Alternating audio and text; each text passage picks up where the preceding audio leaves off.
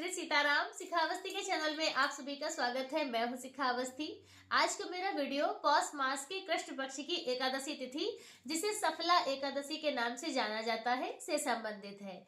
हम जानेंगे कि सफला एकादशी का व्रत कौन से दिन किया जाएगा, एकादशी तिथि कब प्रारंभ होगी, कब तक रहेगी, एकादशी का व्रत हमें किस प्रकार से करना चाहिए, सफला एकादशी पर भगवान के कौन से स्वरूप की पूजा करनी चाहिए, भगवान को क्या विशेष भोग लगाना चाहिए, और एकादशी तिथि पर ब्रह्म मुहूर्त में स्नान करना विशेष फलदायी माना जाता है, पुण्य फलदायी माना जाता है। तो ब्रह्म मुहूर्त का समय क्या रहेगा, व्रत की विधि क्या रहेगी। तो सफला एकादशी व्रत से संबंधित बहुत सारी महत्वपूर्ण बातें आज आपको इस वीडियो के माध्यम से प्राप्त होंगी।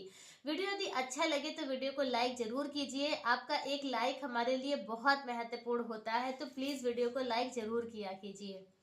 देखिए, सफला एकादशी जैसा कि नाम से ही प्रतीत होता है, सफला एकादशी हमारे कार्यों को सफल बनाने वाली होती है। सफला एकादशी हमारे जीवन में सफलता देने वाली होती है। तो इसलिए सफला एकादशी का व्रत करना बेहद शुभ माना जाता है। और यदि आप इस एकादशी का व्रत विधि पूर्वक करते हैं तो लक्ष्मी नारायण भगवान की कृपा से आपके जो भी रुके हुए कार्य हैं वह सुचारू रूप से प्रारंभ हो जाएंगे। जो भी उनमें विघ्न बाधाएं आ रही हैं वह सभी दूर होंगी, आपको सफलता की प्राप्ति होगी।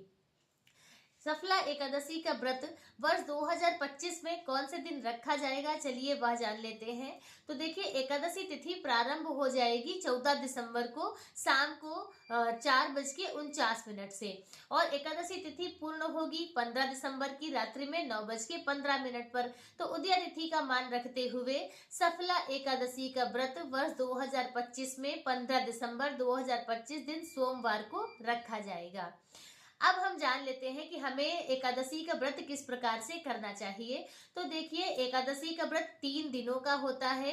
10वीं तिथि से व्रत के नियमों का पालन करके हमें द्वादशी तिथि तक करने होते हैं। तो 10वीं तिथि को आपको चावल का त्याग करना होता है, इसके साथ ही लहसुन, प्याज, बैंगन, मसूर की दाल इत्यादि का भी त्याग हमें करना होता है 10वीं तिथि को। और हो सके तो सूर्यास्त के बाद आपको अन्न ग्रहण नहीं करना चाहिए। यदि नहीं हो सकता है तो इन वस्तुओं का त्याग आपको जरूर करना है।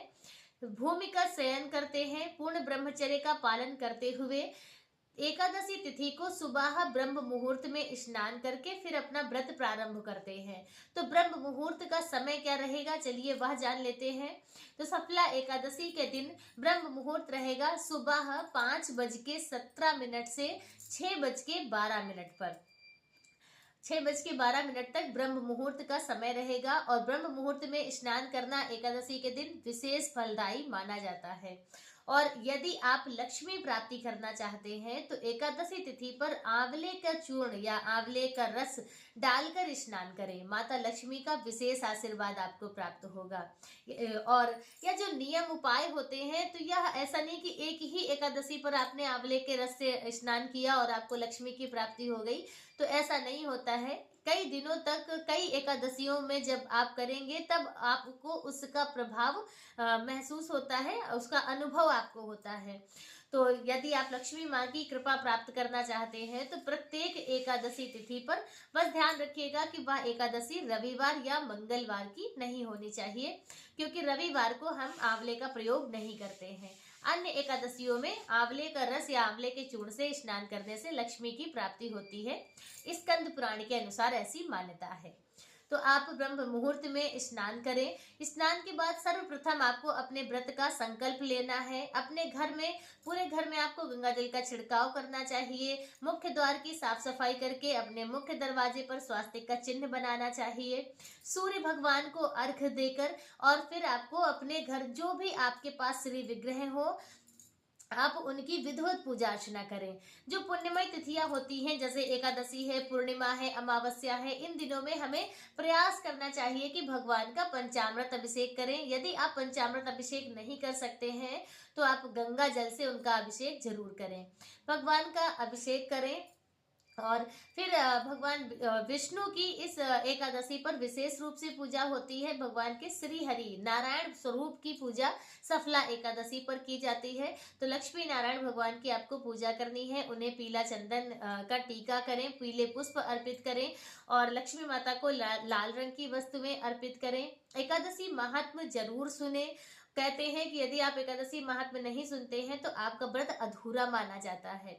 एकादशी महात्म्य सुनकर फिर आप विष्णु सहस्त्र नाम का पाठ करें, विष्णु चालीसा का पाठ करें, भगवान का जो द्वादशाक्षर मंत्र है आप उसका जाप कर सकते हैं। तो इस प्रकार से और जिस प्रकार से भी आपको अपना व्रत करना है, फलाहार करते हैं आप, निर्जल करते हैं, एक बार फल लेकर करते हैं, तो इस प्रकार से आपको अपना व्रत करना है। शाम के समय पंचोपचार विधि से लक्ष्मी नारायण भगवान की पूजा अर्चना आराधना करके आपको एक दीप प्रज्वलित करना चाहिए। हो सके तो यह दीपक आप अखंड जलाएं रात्रि भर के लिए, और नहीं तो जितने समय तक आप जला सकते हो जलाएं। और उस समय आप भगवान का नाम संकीर्तन करें, भजन कीर्तन करते हुए एकादशी का व्रत आपको पूर्ण करना चाहिए।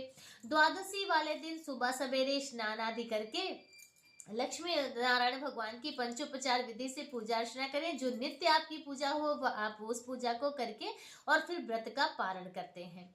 याद रखिएगा, पारण शुभ समय पर और शुभ विधि के अनुसार ही करना चाहिए।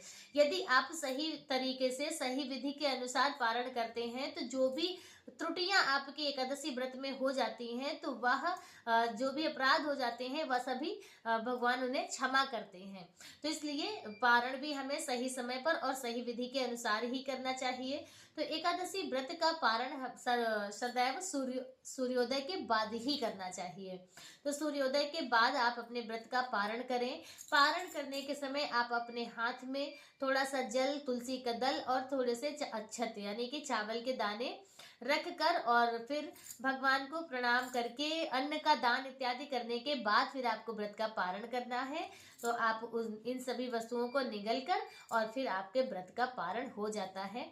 यदि आपका कोई दूसरे दिन व्रत है, जैसे कि प्रदोष का व्रत है या बृहस्पतिवार आ जाता है, तो उस स्थिति में आप भगवान का जो चरणामृत होता है, जैसे आपने भगवान को जो अभिषेक कराया तो उसका जो चरणामृत हुआ, आप उसे भी पाकर अपना व्रत का पारण कर सकते हैं। और एक विधि है कि यदि आप सिर्फ मतलब व्रत है आपका कोई, तो आप सिर्फ जल और तुलसी का तेल लेकर भी आप अपने व्रत का पारण कर सकते हैं। तो बस सफला एकादशी व्रत की सभी को हार्दिक शुभकामनाएं। सफला एकादशी व्रत से संबंधित आज का वीडियो मेरा बस इतना ही। वीडियो कैसा लगा कमेंट करके जरूर बताएं। मिलते हैं दूसरे वीडियो में किसी दूसरी जानकारी के साथ।